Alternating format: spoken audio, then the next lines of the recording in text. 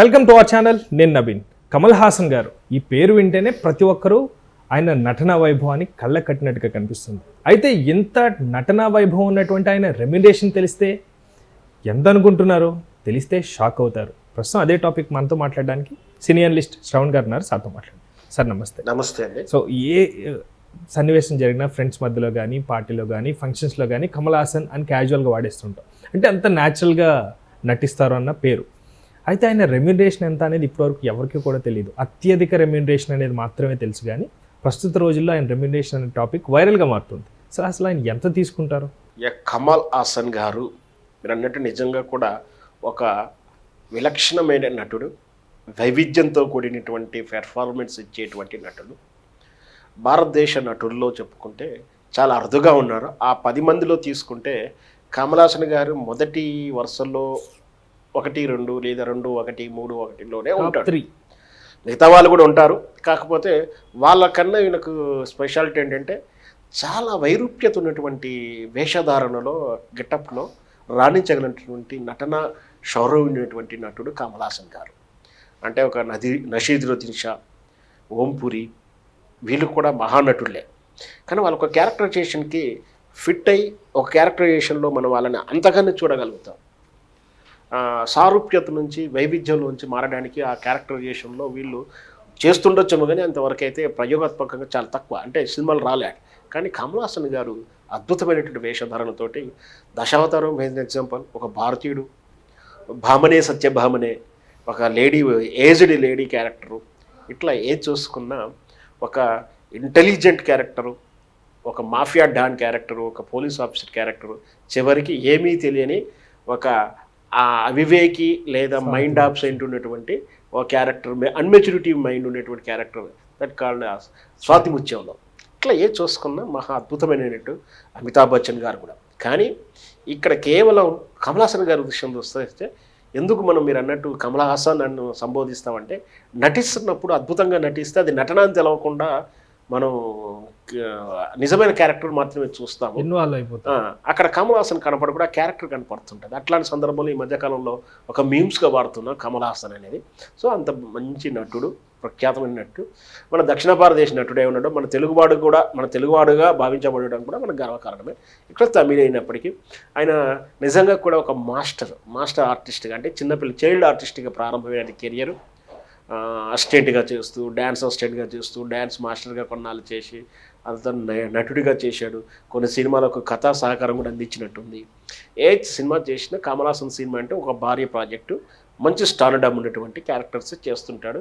ముఖ్యంగా ఈ చివరి అంటే ఈ 5-10 ఏళ్లలో వచ్చిన ప్రతి చిత్రం కూడా ఒక వైవిధ్యభరితమైన చిత్రం.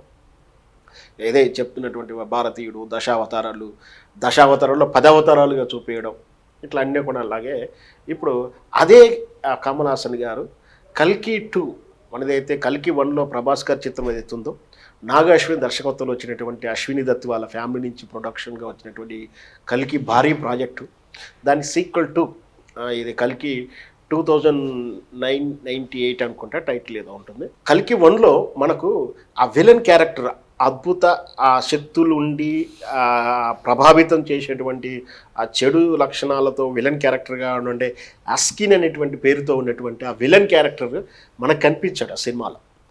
ప్రస్తావన మాత్రం వస్తుందో, ఆయన కీ రోల్ ఉంటుంది. సో ఆ విలన్తో ఏ విధంగా పోరాడాడు ఏమిటి అనేది సెకండ్ పార్ట్లో ఉంటుంది. సో ఫస్ట్ పార్ట్లో పేరు మాత్రమే వినిపించి గగ్గోరు పెట్టిస్తూ భయపెట్టిస్తూ మనకు ఆ విలన్ అంటే ఆ శక్తి అంటేనే భయపడేటువంటి చేసి ప్రభాస్ గారు దాన్ని ఎలా ఎదుర్కొన్నాడో, ఇప్పుడు ఏకంగా విలన్తో ఎదురొస్తే ఎలా పోరాటం చేస్తాడో అనేది కల్కి 2లో చూడబోతాం. మళ్ళీ అదే అమితాబ్ బచ్చన్ గారు ఉంటారు ఈ సినిమాలో, అదే సినిమా మళ్ళీ ప్రభాస్ గారు ఉంటారు. ఇక్కడ ఆ అస్కిన్ ఆ పాత్ర ఇప్పుడు పార్ట్ 2లో ప్రవేశపెట్టబడుతుంది. ఆ పాత్ర కమల్ హాసన్ గారు చేస్తున్నారు. మనకు ఆటోమేటిక్గా అర్థమైపోయింది మనకు ఆ క్యారెక్టర్ ఎలా ఉండబోతుందో. కాబట్టి మహానటుడు ఆయన. అయితే రెమ్యునరేషన్ విషయంలో ఒక అనుభవాన్ని ఒక విలేకరు ఎవరు సోషల్ మీడియాలో తను షేర్ చేసుకున్నాడు. దాని ప్రకారం చూస్తే రెమ్యునరేషన్ చాలా అత్యధికంగా ఉంది భారతదేశంలో, అన్నింటికన్నా ఎక్కువగా ఉందన్న పేరైతే వస్తుంది. వాస్తవానికి జరిగింది ఏమిటంటే, ఈ చిత్రానికి గాను 150 కోట్లు తీసుకోవటం అనే చర్చ జరుగుతున్నప్పుడు అది అత్యధికం కదా అని అనుకునే లోపనే 20 రోజులకు అత్యధికం కదా అనుకునే లోపల అది 20 రోజులకు కాదు, నా కమల్ హాసన్ గారి 10 days క్యారెక్టరైజేషన్ అని చెప్పేసి తెలిసింది. అంటే 25 రోజులకే 150 కోట్లు అన్నప్పుడు మరి 10 రోజులకు 150 కోట్లు ఇంకా అధికంగా కదా. సో యాక్చువల్గా ఏంటంటే ఈ రెమ్యునరేషన్ విషయంలో టాక్ ఆఫ్ ది గాసిప్స్ వేరే ఉంటాయి.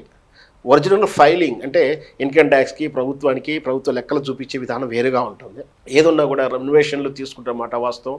స్టార్ ఇమేజ్ ఉన్న ప్రతి హీరో చాలాసార్లు చెప్తుంటాను నేను, నామినల్లో ఏదైతే అనుకున్నట్టు అమౌంట్లో 30%, 25% క్యాష్ రూపంలో తీసుకుని మిగతాదంతా కూడా రైట్స్ అంటే ఒక నైజాం రైట్స్, ఆంధ్ర రైట్స్, లేదా అదర్ దెన్ లాంగ్వేజ్ రైట్స్ అంటే ఇతర భాష మాతృక నుంచి ఇతర భాషలకు డబ్ చేసుకున్న రైట్స్, లేదా రెస్ట్ ఆఫ్ ఇండియా రైట్స్, ఏది ఇష్టం వాళ్ళ డిమాండ్ని బట్టి ప్రొడ్యూసర్ యొక్క ఫెసిలిటీని బట్టి రైట్స్ ఇచ్చేస్తారు. ఆ రైట్స్ ద్వారా వీళ్ళు అనుకునే అమౌంట్కి ఎక్కువ తక్కువ రావడం కూడా రిస్కే. నిజంగా కూడా వీళ్ళు ఒక 70% రిస్క్ తీసుకున్నప్పుడు రేపు బిజినెస్లో 70% ఆఫర్ రాకపోతే కూడా వీళ్ళు లాస్ అవుతారు. సో ఏదైనా సరే మొత్తం మీద అయితే 160 కోట్లు అంటే 160 కోట్లు క్యాష్ అయితే ఇవ్వరు. సరే ఏం జరిగినా అది వాళ్ళ మధ్య ఉన్నటువంటి విషయమే. ఇది కేవలం గాసిప్స్గానే చూడాలి. కానీ ఆ రేంజ్ మాత్రం కమల్ హాసన్ ఇచ్చినా కూడా తప్పులేదు. ఎందుకంటే అంత మహోత్నతమైన నటన చూపిస్తాడు. ఆ సినిమాకు విలనిజానికి కానీ ఆ క్యారెక్టర్ కానీ అంతకు మించి ఆల్టరేషన్ ఉండదు, ఇంకో రూపంలో చూడలేమనేలా నటిస్తాడు. కాబట్టి కమల్ హాసన్కి ఎంత ఇచ్చినా కూడా తక్కువే నా ఉద్దేశం. Thank you sir, thank you so much. Thank you viewers, bye.